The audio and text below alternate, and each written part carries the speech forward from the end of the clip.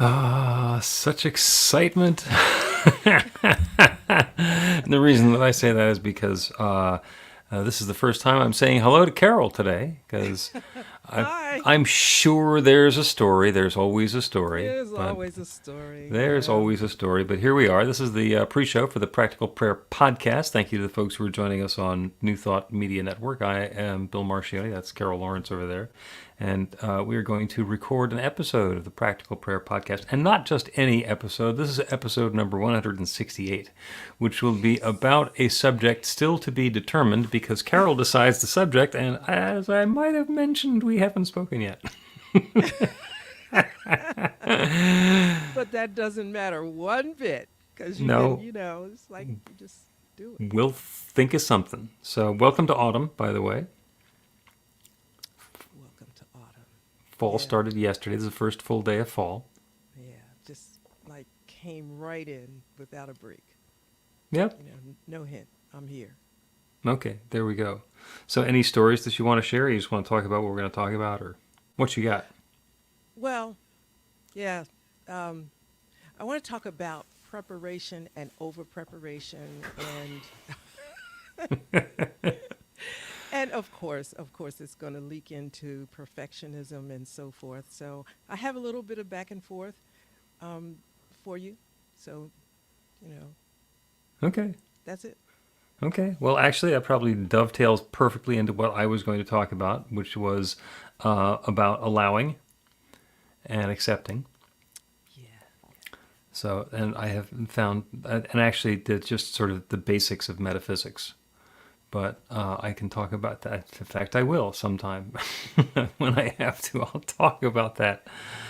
I did a wedding over the weekend, and when I went and opened up the documentation from the county courthouse with the marriage license in it, it was a lovely, ready to go marriage license, but it wasn't for the couple who I was marrying. Whoa. they, they sent me the wrong one.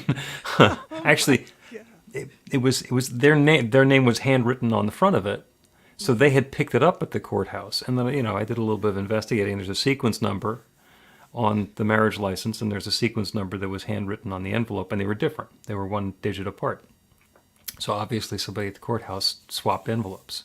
So a simple issue. And I figure, okay, what's the chances of this happening? Pretty slim. Called the courthouse, working the whole thing out. And the registrar is going through and saying, well, when did they come in? When was their appointment? It's like, I don't know when their appointment was. And their appointment was on 9/13. And I thought to myself metaphysically, they went to get a marriage license on Friday the 13th, and we're concerned that there's something going on here. I mean, come on. Come on, right? Come on. This is right on. Metaphysically, that's completely between the lines, I would have to say. So the usual invitation to the folks who are joining us on New Thought Media Network, if you have a comment or a question or a prayer request, you can put it into the chat and on your social media, and we will respond to it. If you are joining us on, oh man, there's too many of these here now. I can't find them. If you're joining us on the recording, then I was looking for the little banner that shows b-the-light.com. Is it going to come on my side? It's not, I don't know where it is. It's hidden someplace. So obviously the technology has gotten much more complicated than I'm used to. So it's not going to show up. B-E-the-light. b-the-light.com. There's a little button in the Practical Prayer podcast section where you can make the said same sort of request. And my request of Carol before we start is to see if you can get some sort of a device that your microphone is pointing at your face. Eventually, you're going to find somebody with a screwdriver and tighten up that little screw on the little You know side of the what? thing. I had this problem licked until just now because I did Okay. something else and it just. Okay, so it's I'm, going to I'm get there. I'm serious. You go into the junk drawer because I'm sure at your house that's where the screwdriver is. I have it out. I'm telling you. I thought I had this thing licked. But Just a little quarter of a turn, you'd be good to go. And the folks who are joining us on New Thought Media Network, watching this, listening to this, are saying, why the hell am I watching and listening to this conversation? Can you get on with the podcast? it wasn't me. No, It wasn't. no, it wasn't you. It was me. Let's go ahead and start the podcast. A practical prayer is a prayer that works. These discussions between Reverend Bill Marchiony and Carol Lawrence dive into the details of how it works and how to work it. Reverend Bill is a New Thought minister and the author of Practical Prayer for Real Results. Your new life begins with a new thought. Carol Lawrence is on a spiritual quest, finding the New Thought teaching after decades on the pulpit in 3 different traditional denominations. I've got some questions. Together, they're exploring the philosophy and activities that come together from many of the world's religions to create the practical spirituality that is New Thought.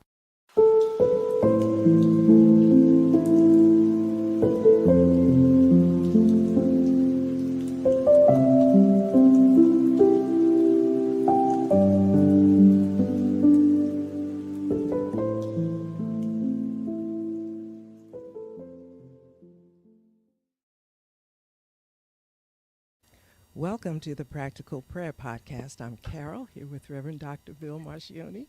I'm looking forward to this conversation. I look forward to all of them because they're just so packed with information that we can assimilate and just, transformation stuff.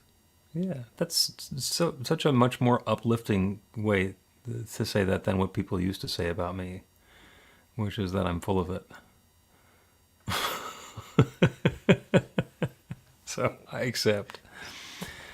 What are we going to talk about today?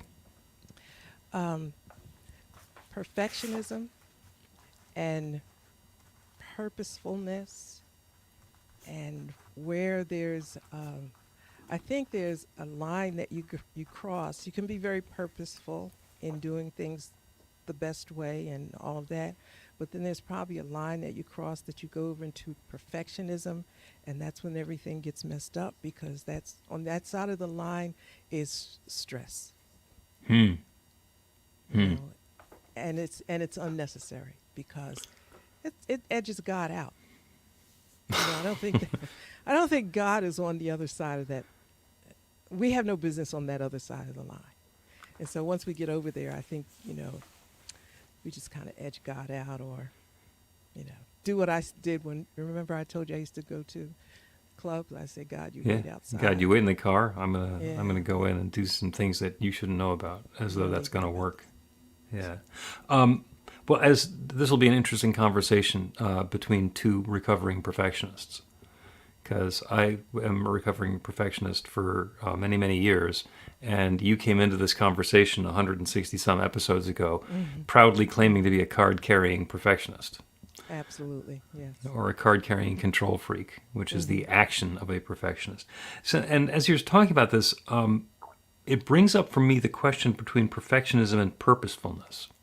Is it possible that the difference is whether we're talking about what our activities are going to be, what we're going to do to make it perfect, versus purposefulness, which is where we understand how we want it to feel when it comes out, and allow the infinite to fulfill that purpose without us necessarily defining how many teeth are in each gear? Well, the way you just described purposefulness is a bit spiritually mature, I would say. Sorry.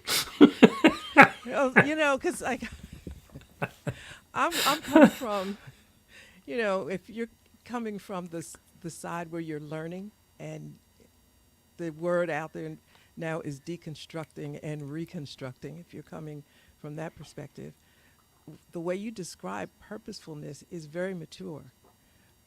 On the front end, the beginning, I decide what the purpose is, or however I get it. This is my purpose for doing this. And I drive toward that, and everything, that I see, feel, or whatever, that will make that happen, I go for it. At the point of losing sleep. Now, this is past tense. I'm not that bad now, but Right. You still know how to little- do it though. You can Yeah, you oh, can yeah. you can bring it back up if you need to. And I catch myself, So I don't know if we ever really ever stop, but you can get a grip on it. But yeah, that's why I said that was a bit mature, because after you learn about it, then the purpose changes from I have to make it perfect to let's see where this goes. Mm-hmm. I think that's how I feel it. Well, let's see where this goes, because apparently, and then here's another thing, my purpose is not enough. It's not high enough, no matter how wonderful and excellent I think it is. It's not God. Do you know what I mean? It's Mhm. not, yeah, it's not that. So I had to come to grips with that too, because, I thought God gives you the idea and you like slay it until it's perfect. Yeah, that can kind of try and kick God out of the solution as well. So I have a question for you about those people who are not spiritually evolved or moving along the path where they can have that level of maturity that you're talking about. What is purposefulness in that context? It is that you look at what God wants, you perceive what God wants. Now that's quite broad, because it comes from the interpretations of Scripture over time. So however you've been indoctrinated to know what God wants, and this is what I do within my skill set. If you think that far, this is what I do to fulfill this purpose that God has for my life. It's quite lovely, actually, Mm-hmm. but it's rather, it heads toward frustration, because it really does edge out God. But your question was, did I answer your question? You did answer my question, and you have either intentionally or inadvertently given me the guidance that I was looking for. So there is a practice that has come about in New Thought probably in the last 20, 30 years. And this was, people think that there are two different sorts of spiritual practice. One of them is meditation, which is where you get still and listen for the voice of the infinite. And the other one is prayer, which is where you set the intention and speak to the infinite. And that's kind of the conversation is going back and forth between those. And so then this Michael Beckwith came along and came up with a third one, which is a combination, which is the life visioning process. And in life visioning, we combine the intention setting and the meditation into a single practice, and we ask questions of the infinite, but they're not specific questions. So we go into meditation and we get ourselves into that quiet space, and the first question is, what's God's highest idea of this? And this can be my life, or the project that we're working on, or the ad campaign, or the birthday party for my kid. What is God's highest idea of this? And then once there's been clarity about that, then the next question is, what's mine to do? And then there's another one, what's mine to let go of? Mm-hmm. There can be different flavors of it. Who am I in this? And Yeah. then, and it's all about getting ourselves out of the way. The most amazing thing about doing this as a spiritual practice is if we do it in a group, then different people in the group will get different parts of the answer. And as you go around and share what the answers are, you start to get clarity on what the theme is, because the infinite is able to speak differently through all of us. The first time that I did a life visioning process, it was to come up with a logo for the spiritual community that I was part of. And there were maybe a dozen of us sitting in the circle. And one of them is my good friend who's a designer, looking for the direction about where we're going to go with this graphic mark that's supposed to represent the community. And we're going around sharing what the answers were, the responses, the insights that we got for each of the sections. And one of the people says, I have no idea. I just got a really strong visual of a baseball diamond. I have no idea where that came from. It's like, okay, baseball diamond. And the answer, it's kind of like improv. It's like whatever comes up, you share it, you put it out there, you let go of judgment or attachment to it. 3 people later says somebody says, yeah, what I got was, if you build it, they will come. which explains where the baseball diamond thing came from the movie Field of Dreams. So, and it was obvious, oh, okay, there's something bigger that's going on here. And cut to the very end of this. This is, according to Dave, who did the design, this was the most satisfying and easiest and most effective logo development program he'd ever done. And he did one for Wharton. So,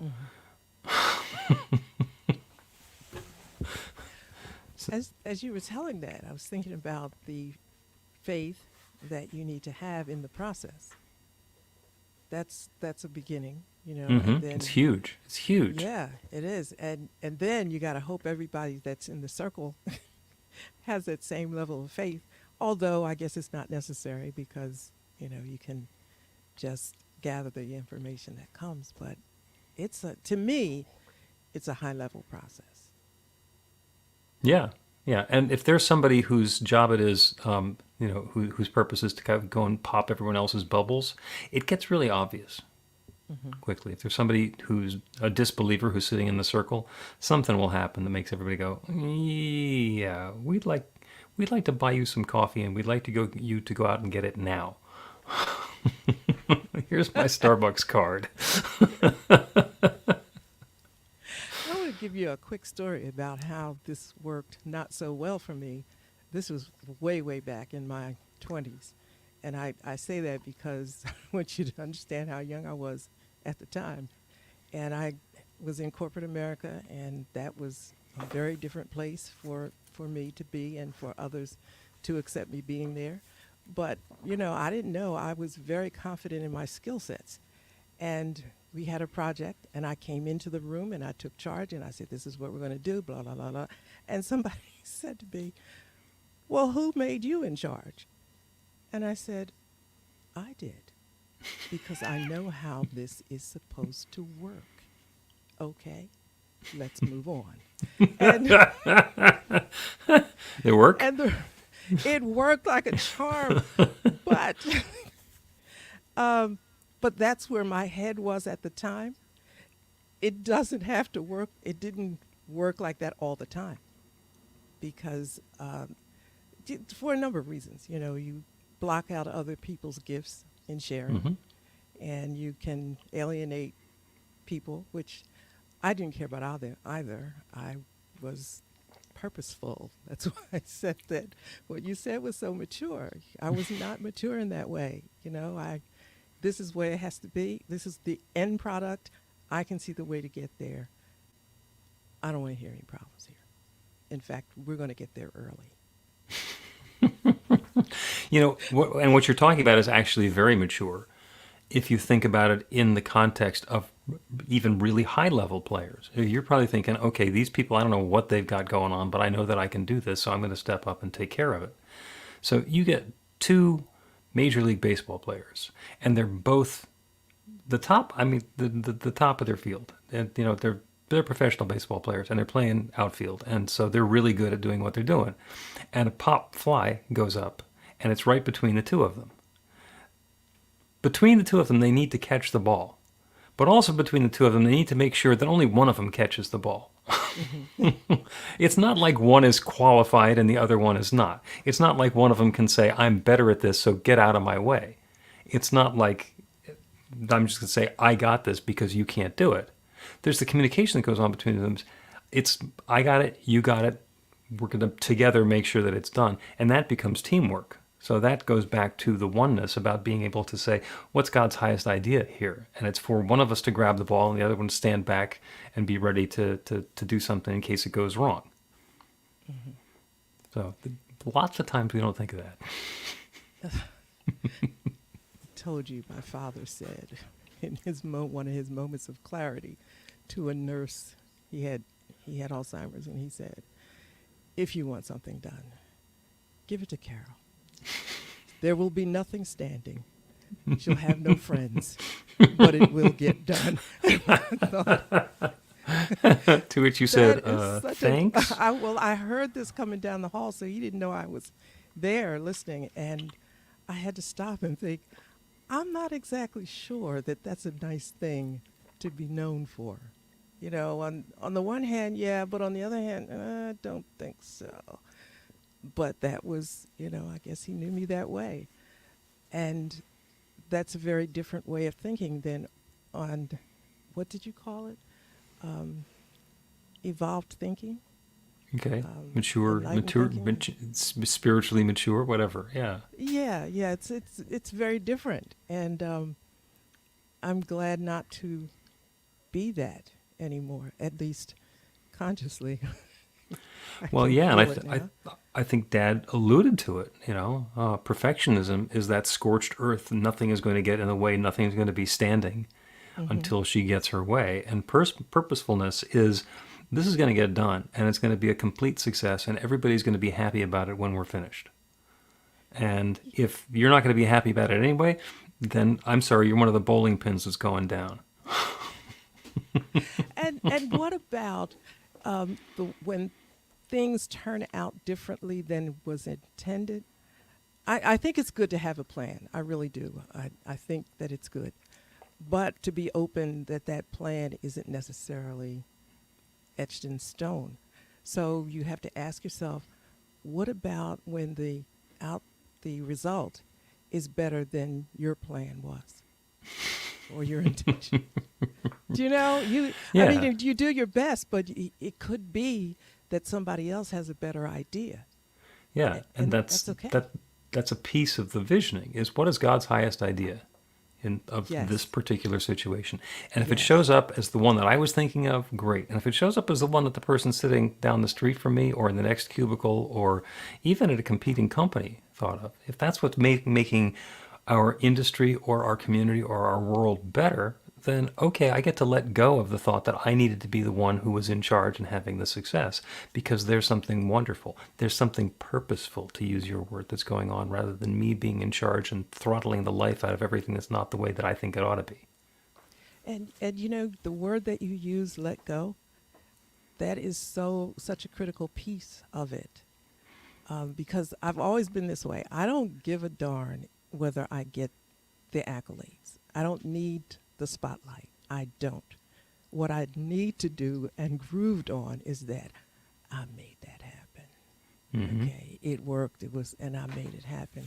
And I don't care if you don't say, oh, Carol did this. I know, and I'm good with it. But even that is not enough. You have to let go of that, whatever it is that floats your boat. You let go of that, and that's difficult. That definitely can be difficult. And I'll give you a quick analogy before we take a break, and that's the architect who is working with the client, and they come up with the idea for the house, and the architect does the design and draws the blueprints, and then the builder comes in.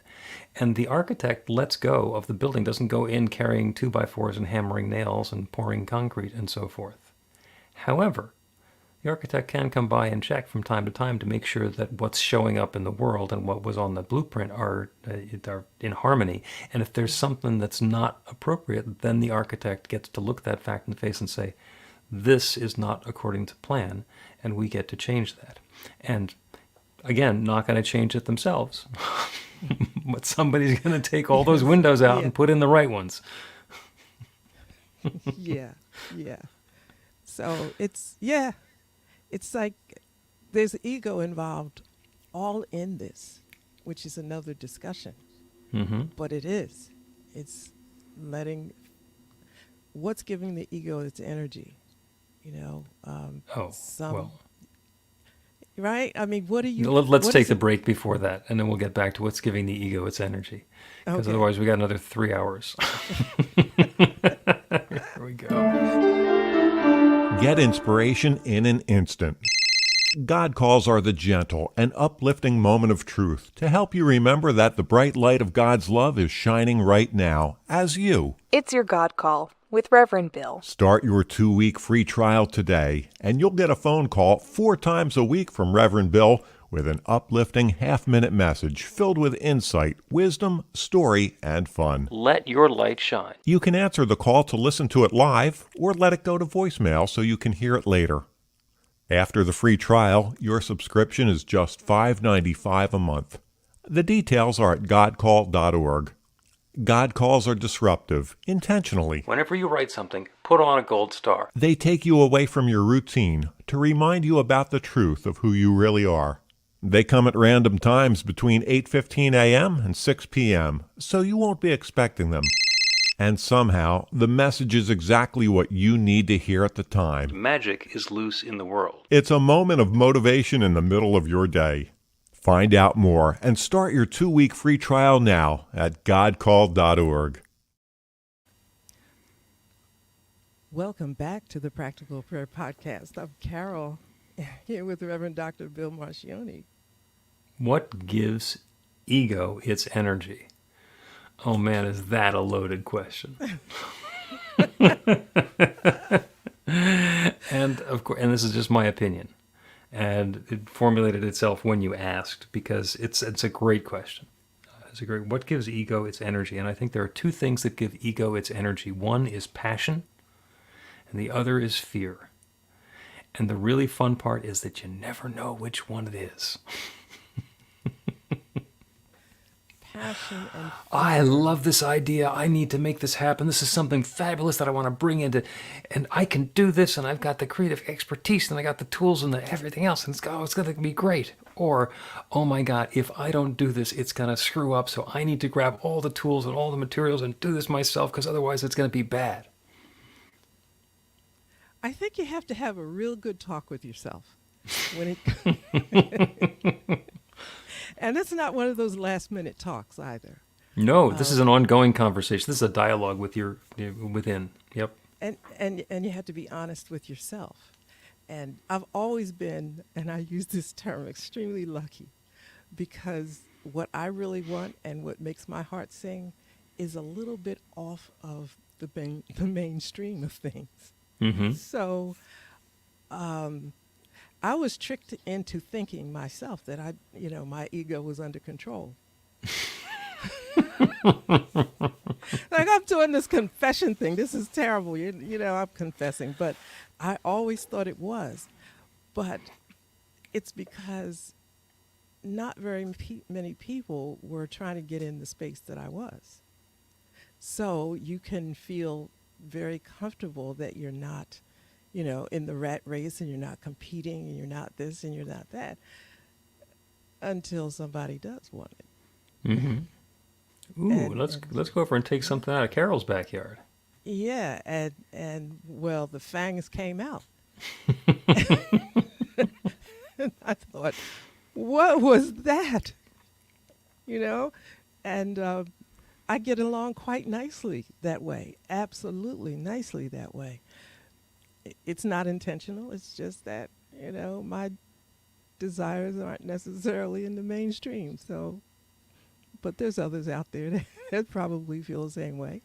Yeah. And, so that's why I said you really have to have a talk with yourself, so that when you have those moments where your ego is confronted, you don't hit the sidewalk. You just Part of it has to do, I think, with our perspective. And I have an example, as I might have shared this with you before, from way long ago, many careers back, when I was a zany comedian on the radio. I would do morning shows. So, and every morning show in town, we would listen to the news on Tuesday. And then on Wednesday morning, we would tell jokes about what was going on in the news. That's kind of, it's still the way it works. Late night TV works exactly the same way. And sometimes I'd write a really good joke. And every once in a while, somebody at the station across town would come up with the same joke. And we're both watching the same newscast. We're living in the same world. It is possible for the same complete bizarre thought to occur to two wacky people who have a job of getting up way too early in the morning and trying to be funny. So I refer to that as parallel creativity. We both get the same stimulus. We both come up with the same joke, tell it maybe a little bit differently. People say, they stole your joke. It's like they didn't steal my joke. They came up with the joke at the same time I did. And then other people would, we'd come up with something very funny. And then we'd hear other radio stations doing that, whether it's other stations in town or a station that was monitoring us out of town, listening, and then they're repeating the stuff that we came up with, and people would be trying to to pick at my ego. Doesn't that make you angry when people are stealing your stuff? And it didn't. I was a little bit flattered, a little bit. Sometimes would wish that I was on their air saying the same thing. But that was back in the days when the Doritos commercials were crunch all you want, we'll make more. And I said, that's what I'm doing. Take whatever you want. I've got creativity here. I came up with something. If you like it, go ahead and use it. My gift isn't that I have this backlog of old jokes. It's that I can come up with new jokes. And that's just my perspective. Yeah, take them. Have them. If it's going to bring joy and success, and in that case, a couple of yucks to somebody in the middle of a long commute, great. And if I get credit for it, wonderful. If I don't, it still served its purpose. But I still want to put that word maturity on there. Because that was really unusual back in the days. People thought, "Why aren't you being much more angry?" Because Bill, you're so angry anyway. Why aren't you angry about this? I don't know about the anger part, but that's even now. The perspective that you had that I'm talking about is that I can come up with something else. Yeah. This is not it, and I think that's being comfortable with your gifts and who you are and who God is and how God works in, through, and as us. All of that comes into play, but you have to know it. Or you'll revert back to, that was my joke, Mm-hmm. or that was my whatever. Because sermon writing was really a thing for me. Yeah. And once in a while, somebody might come up with it from an angle that I did. And I was like, how did that happen? Because here's the thing, okay? You're going to really laugh at this. Because without knowing it, I always entered into the process from a metaphysical lens. I just didn't know what I was doing. And that isn't that popular on that side. Okay, so I didn't know what I was doing, and if somebody else had, I'm like, what? But then there's spirit, Mm-hmm. like it's not mine. And so when I was listening to you, I still think it's a level that you want to reach to be able to say that and feel okay with it. Yeah. Now, when you first heard somebody else give a sermon from a metaphysical perspective, where you maybe kind of knew what you were doing, but maybe didn't, and suddenly somebody's doing the same thing, and it's on the one hand threatening. It's like, well, how they're stealing my stuff, and how come they're using my technique, and how do they come up with that, and where did it come from? And then perhaps a little following on is like, this is part of my spiritual growth and perspective and maturity, and they've got it. So there's another one of me out there. Well, I wish I could say that I said that then. Along the way, it takes a while for that to happen. Yeah, I was confused because there's a certain way that the Bible is interpreted in the traditional church, even whether it's mainline or fundamentalist. There are shades of sameness in all of those interpretations. Now, the metaphysical interpretation is certainly different. Mm-hmm. So I came at it from a different perspective, not understanding that it was metaphysical, but because, and I'm not trying to take credit, I say this all the time, because of books I read. And I didn't know what they were. I didn't know that they were messing with my my interpretation. I just thought, hey, this is it. But so when I would hear that, I didn't necessarily think somebody was coming up with something metaphysical. I was completely immature saying, how'd they get that? How'd they get that? They've been peeking inside my head.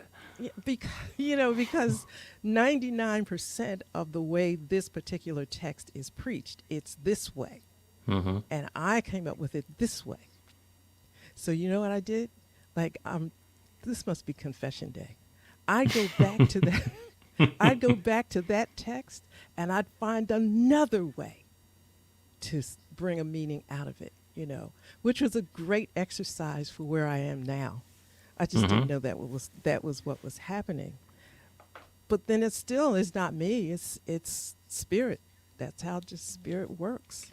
And it always is. Sometimes we think it's us, and it's actually spirit. And back to the topic, the difference between perfectionism and purposefulness is whether we think we're doing it ourselves, it's perfectionism, or purposefulness, which is where we have an idea and we're turning it over to the infinite and letting it cook and see what happens. You bring that up. One of the spiritual communities I was part of, there was a tendency for the senior minister when doing sermons to start telling a story and go partway through and then get distracted and start telling another story and then go on for a while and then get distracted and start a third story and then eventually just stop. And it was very frustrating because you never got to hear the end of the story and it wasn't particularly well woven together. I went to a national level conference and a minister, a woman who had a wonderful reputation, was on the platform, and she starts telling a story and then she changes the subject and she starts telling a different story and I go, uh-oh. And then she gets herself distracted and she starts telling a third story. And it's like, oh man, does everybody do this? And then in the last 30 seconds, she brought all three stories together and it was the same story from three different perspectives. And I said, ooh, that's how I want to do it. And I have a few times. And it's a lot of work. Yes. Yes. It's a lot of work. Yeah. But listen, I grooved on that work, right? I grooved on that work. And so if somebody else was like doing that, what? How dare. Do you know how many hours I put in this? So, yeah, I mean, you got to get a grip on yourself. That's what my kids laugh. They say, you used to say, get a grip on your little self. Crunch all you want, we'll make more. Let's take another break and then we'll come back and do the world's shortest life visioning. Learn to put practical prayer to work in your life. The steps are simple to learn and let you begin to get real results to create the life of your dreams immediately. Reverend Bill Marchiony's widely acclaimed book, Practical Prayer for Real Results, gives you a clear summary of the new thought principles behind practical prayer and the series of easy-to-understand steps found in the most effective prayers from religions and spiritual practices all over the world and throughout history. Practical prayer is not a replacement for your religion or practice. It's a technique to make the work you do in consciousness even more effective. The book includes 40 prayers on various topics that you can adapt as needed and use as your own. Practical Prayer for Real Results is available in paperback, Kindle, and audiobook on Amazon or at b-the-light.com. That's b-the-light.com. Welcome back to the Practical Prayer Podcast. I'm Carol, here with Reverend Dr. Bill Marchiony.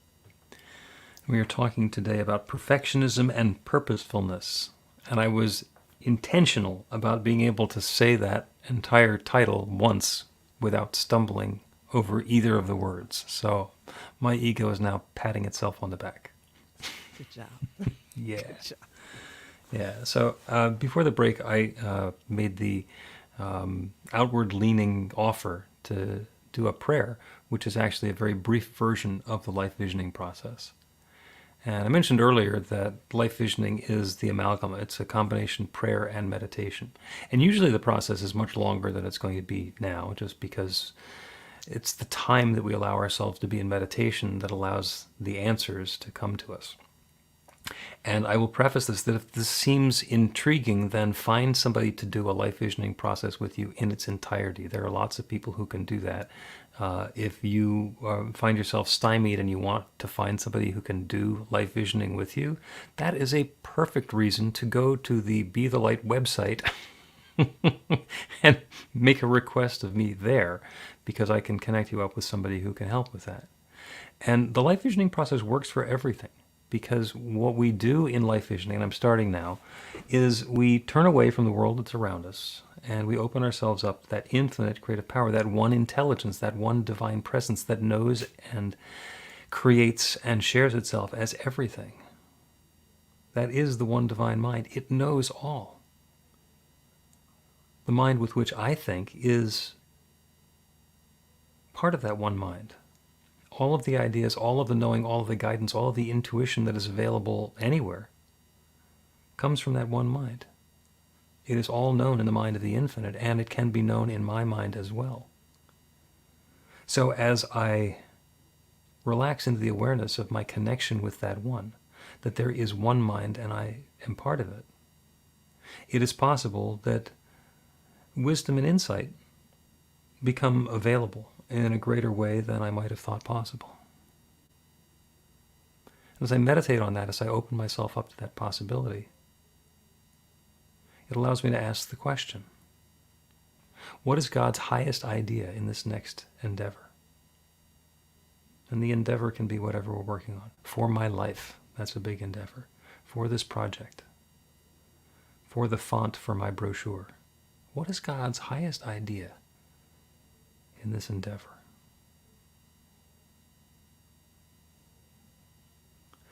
And allow time in the quiet for the answer to come.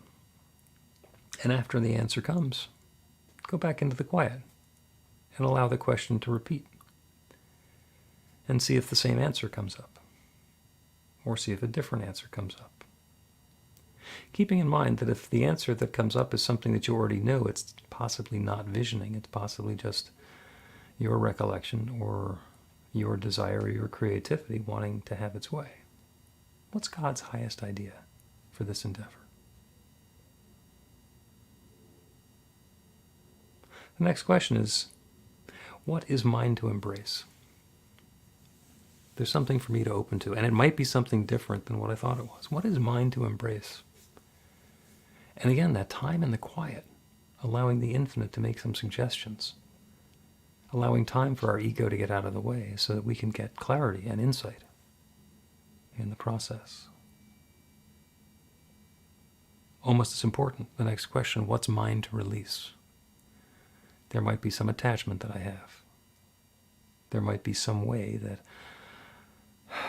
my tendencies, my ego, my hidden belief are influencing my understanding of this vision. What's mine to release? Another question we can ask is, what resources are already available to help bring this into being? And again, let the infinite make its suggestions and allow time to get our own judgment out of the way.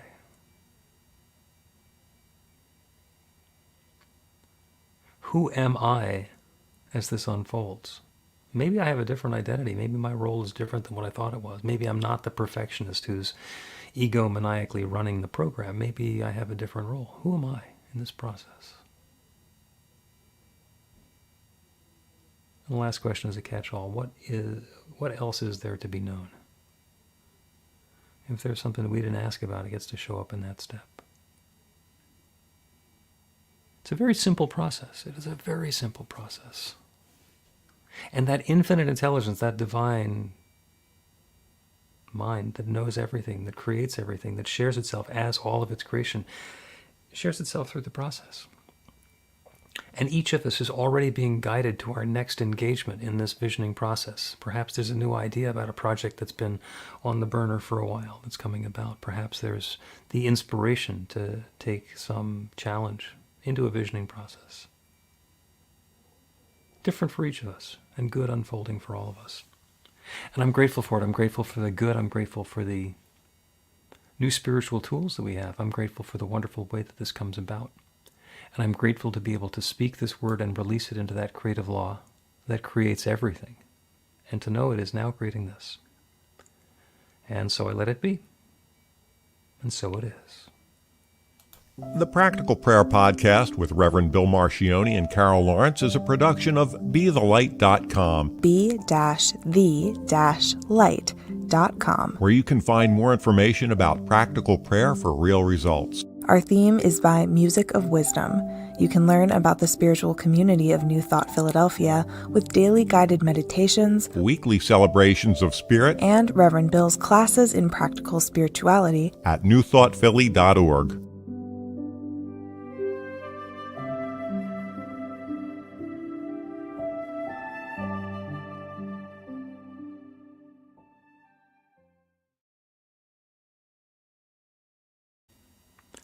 That is the Practical Prayer Podcast, number 168. And I had no idea that I was going to do a life visioning process with That that. was amazing. It is.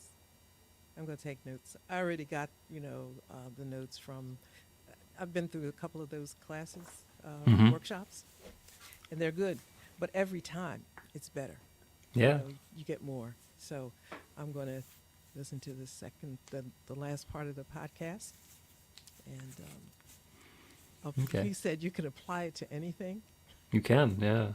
Yeah. And interestingly, this is undoubtedly prompted because there's a program, the 100-Day Election Intention, which is a daily spiritual practice. You sign up for it on the myelectionintention.com website, and you get a phone call every day.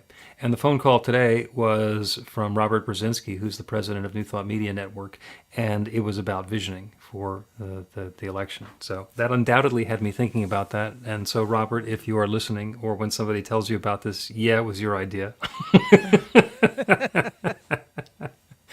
But he's also teaching a class in life visioning that's coming up this fall at some point, because that's one of the things that he's big into. And quick shout out, he's going to be doing a thing on life visioning at the Anton Retreat in Kansas. It's actually at Unity Village in 2 weeks. That seems to be coming up like I know it's annual.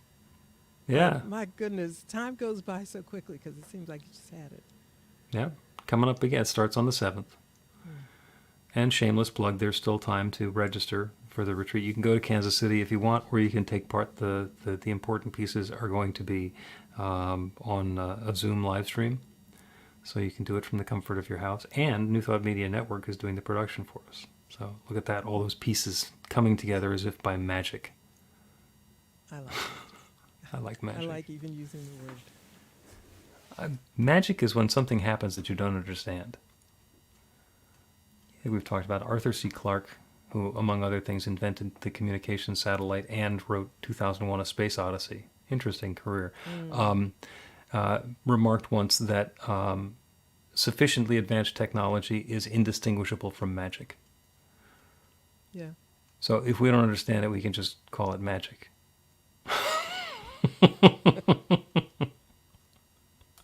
It works. Yeah, Neil deGrasse Tyson might have a little problem with that, but hey, it works for me. Yeah, he's two of my favorite things. He's a genius and a curmudgeon.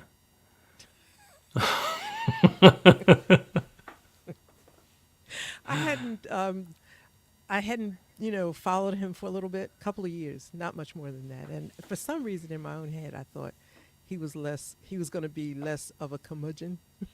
I don't know where I got that idea. But anyway, I said, let me see what Neil is doing. And so I chimed in, and I'm thinking, okay, he's still there. It's cool. It is. But I thought he had softened a little bit. Not a bit. Nope.